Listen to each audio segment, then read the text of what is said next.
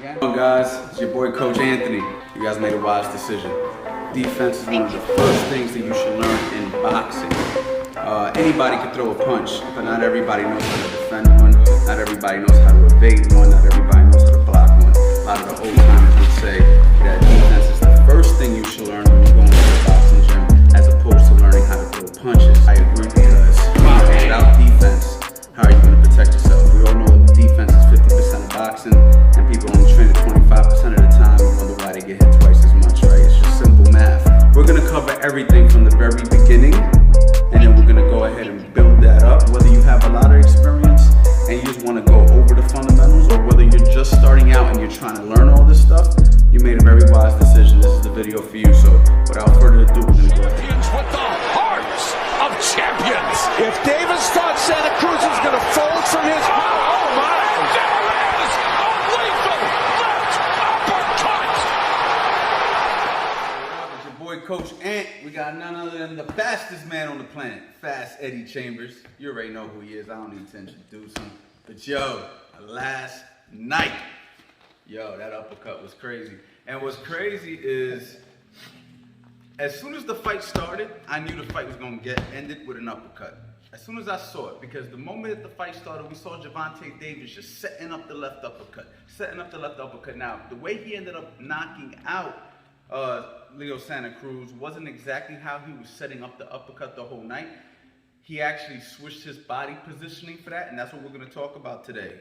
But he did look for that punch. He did see an opening for it, and he went after it from the moment the bell rang. And let me tell you, man, he rang that bell, you know what I'm saying? I mean, but all props to Leo Santa Cruz. He fought a fantastic fight, round 1, round 2, and round 3, when I was scoring it, because I wasn't sure if the fight was going to go all the way, and I wanted to have my honest scorecard and honest opinion. I had to write next to each round, toss-up round, toss-up round, toss-up round, because even though there was rounds that I was giving Gervonta Davis, I felt that Leo Santa Cruz was doing good enough work that you can debate that he actually won some of those rounds. So I just wanted that to be in there or whatever. But this isn't really a review of the fight. We did that already. If you didn't see that, go check that out. I've been doing the live Q&As.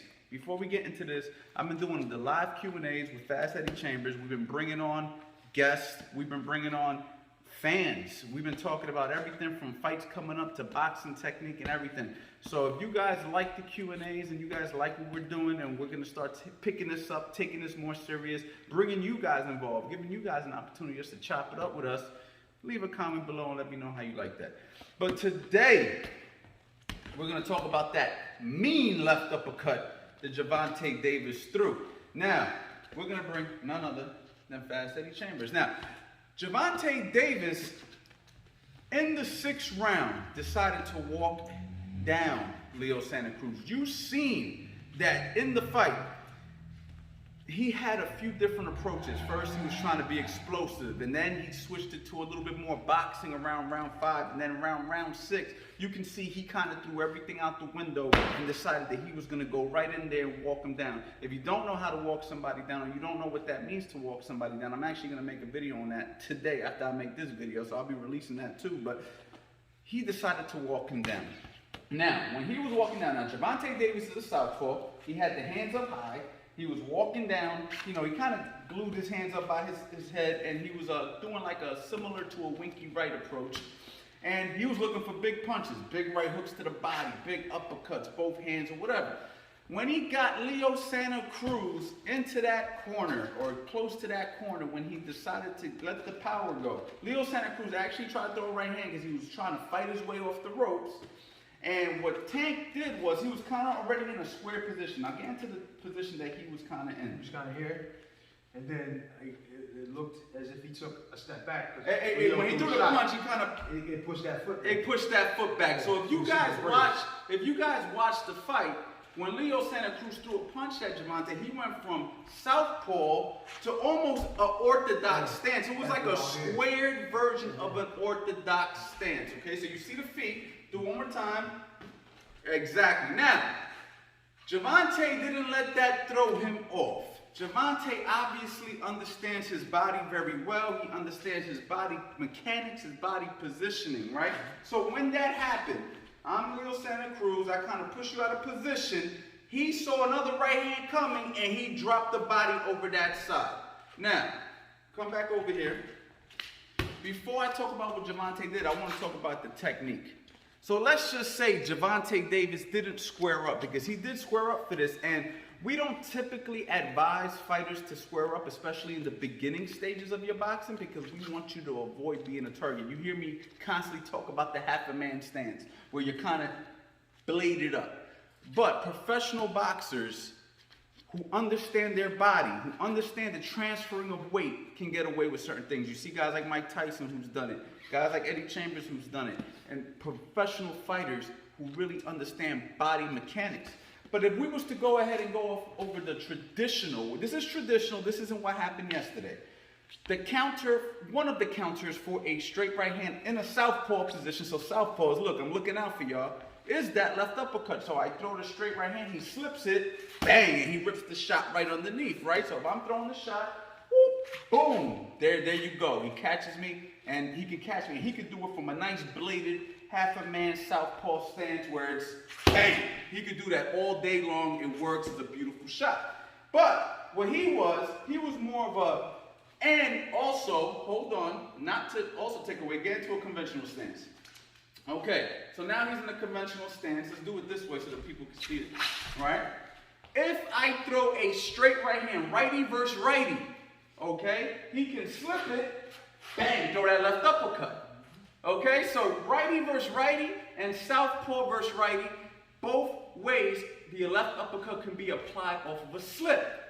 Now what Gervonta did by squaring his body up was put himself in a position that he can actually be southpaw or orthodox with a minor adjustment of the feet. So when that back foot went back slightly, he kind of went here and he decided to slip in and boom, it was good night. And man, he landed. So let's go ahead and do it with some power and some speed. Just do the upper body movement and just rip the shot. So you don't even got to start from there. We'll just start from a square position. So look, we're kind of in a semi-square, semi-orthodox position. It's not a full orthodox. It's not a full southpaw. But the main thing to grasp is the upper body. So drop the shoulder to one side of your body. Boom. Drop the shoulder to the other side of your body. Boom. That's basically all he did. But he dropped it to this side. Okay. He dropped it and he ripped the shot. And bang. All right. So if I put the straight right hand out there, he rips it. Bang. Good. Do it again. Bang. Do it again. Bang. Do it again. Bang. Good. Now I'm putting the mitt here, so he's envisioning that he's hitting the body. Sometimes I put the mitt here, and it's a body shot. All right. But in this situation, I'm putting it a little higher, and the shot's going to the chin. So it's just about the body mechanics. So to go over that one more time, if he goes traditional boxer stance, all he does, drop the hand, drop the shoulder over to the lead side, throw the left uppercut. Go southpaw, drop to that side, uppercut. Bang. Now he's in a squared stance, and just do the same thing. And bang. Now that's what the point that we wanted to make is that as a professional, Gervonta understands the upper body mechanics. So he was able to get away with the squared stance, and it actually gave him a little advantage because he had two options. Anything you want to add to that? Well, not only did he understand the upper body mechanics of where he needs to put his body, his upper body, but also to brace it for his legs. So when you're in a square position, you can go either way. You know what I mean? But the issue then becomes you're too square, so you're a target. But sometimes you want to draw that target. You know what I'm saying? I feel like he wanted that target. He's already got a guy throwing punches at him. He's already been walking him down, so now he looks like a big target. So he thinks it's like a dog with a big, like a dog seeing a big steak or whatever. He throws that big right hand, he waits on it, he slips over to one side. He has the leverage here or here, wherever side he needs to, but he decided to go here because that was the best place to go.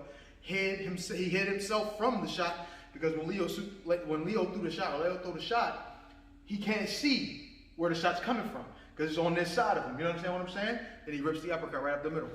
Boom! And that's why he couldn't see it. Knocked him out. Good night. Knocked him out. So you see there's benefits to squaring up. So do we teach people to square up? Not necessarily, but you do need to understand when you can square up, and being square isn't always a bad thing. You saw Mike Tyson made a career of it, and many other big punchers. Okay, now if you're a technical guy, a very slick guy, a slippery guy, maybe not such a big punching guy, then maybe this isn't for you, right? What's food for one fighter is poison for another. But as long as you understand the body mechanics, there's certain things that you can do that obviously work. So, big shout out to Gervonta Davis and Leo Santa Cruz putting on a hell of a performance last night. Both guys.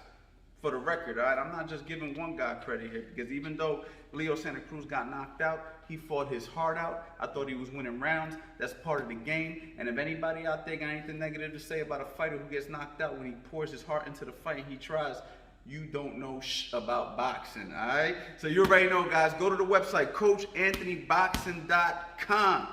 I got everything on there that can help you guys improve your boxing. We got the Zoom sessions. We got a bunch of stuff. And if you don't want to buy any of my instructionals, that's fine. Just go down YouTube. I got so many free things on there that can help you guys out. I just appreciate the love and support. Drop a comment below. You already know.